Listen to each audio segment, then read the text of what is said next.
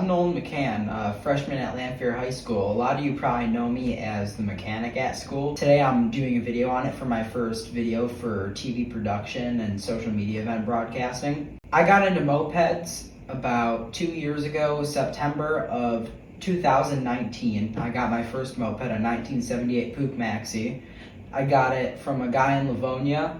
He bought it from someone that had gotten it rebuilt, fixed, ready to ride by Detroit Moped Works. So it had some work done to it. I got it when it was working. A lot of the stuff that I get now, though, I get non-working, and I fix it and get it working again. And sometimes I keep them. I have 6, and then sometimes I sell them, which is nice because I can make a little money on it and get to have some more experience while I'm working on them. A lot of people mistake a moped for a scooter.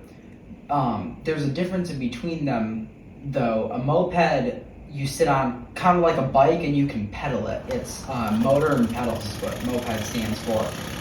They came from Europe, mainly during the gas crisis, because mopeds would get like 150 miles a gallon versus, your average huge gas guzzler in the late 70s would only get, 10-15 miles a gallon new, which wasn't much. Especially like during the gas shortage, it was like $10-11 in the 70s. I mean, we think it's high now at like $3.20 in 2021. That was a lot back in the 70s. So a moped is a fully automatic transmission. A scooter, you kind of sit on like a chair or a toilet, and most of the time they can have 50cc or bigger engines. They have a much different look. I'll put a picture of a Puch right now, and then a Honda Spree right now, which is a scooter. There's all different types of mopeds. Personally, my favorites are motorbicane. I have 3 out of my 4 mopeds are motorbicanes. I have 4 mopeds, a motorcycle, and a mini bike, but 3 out of my 4 mopeds are motorbicanes. Those engines that are on them, I think, are very fun to work on. They have variated transmissions versus a Puch could be a clutch, but that's another time to talk about that. But that's why they're my favorite engine. They're more simple to work on. After you learn it, they can be very temperamental sometimes. But there's like Puch, Tomos, Motobicane, Sox, Peugeot, Batavis.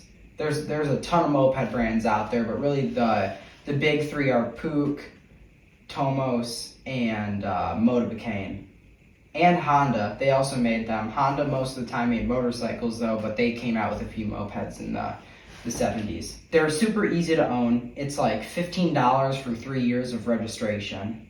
So you don't have to get any insurance at all on them. It's just $15 for 3 years of registration, and then you just get to go off and drive.